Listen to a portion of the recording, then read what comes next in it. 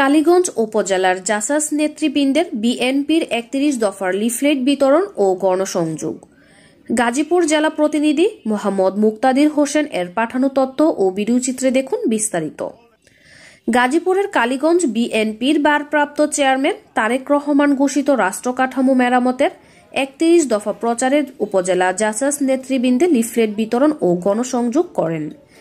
এ কর্মসূচিতে নেতৃত্ব দেন উপজেলা জাসাসের সদস্য সচিব শাহাদাত হোসেন মিঠু, যুগ্ম আহ্বায়ক বাদল ফকির, মোহাম্মদ মোবারক হোসেন ও উপজেলা জাসাসের আহ্বায়ক কমিটির সদস্য পনির খন্দকার।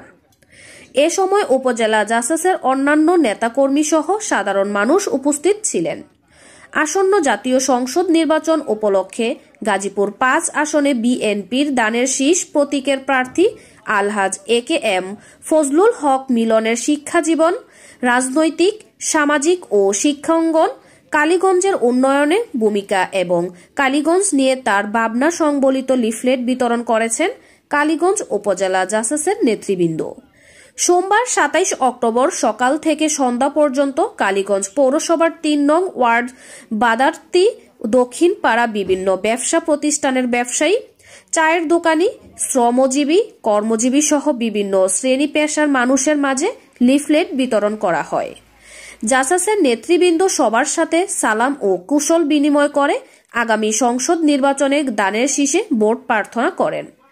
তমলিয়া ইউনিয়নের বোয়ালি, মিশনপাড়া, চুয়ারিখোলা, মানিকপুর, বাইয়াসুতি, ফিরিন্দা, টিউরি, অলুয়া, উত্তর সোম ও দক্ষিণ সোম এলাকার প্রচার প্রচারণা চালিয়ে লিফলেট বিতরণ করেন।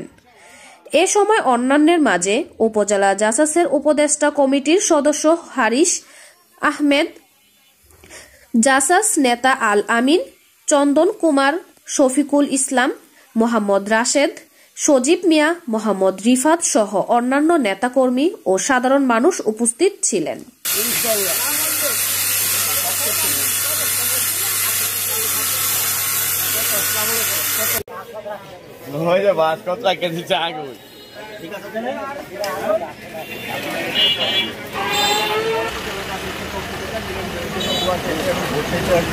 আপনারা দোয়া করবেন এবং ভোটটা দিবেন এবং আপনারা আপনাদের পরিবারকে যদি মিলন ভাই ভালো মনে করেন, মিলন ভাই ভালো, আপনাদের পরিবারকে বলবেন যাতে ভোটটা দেয় ওনার জন্য যেন দোয়া করবেন।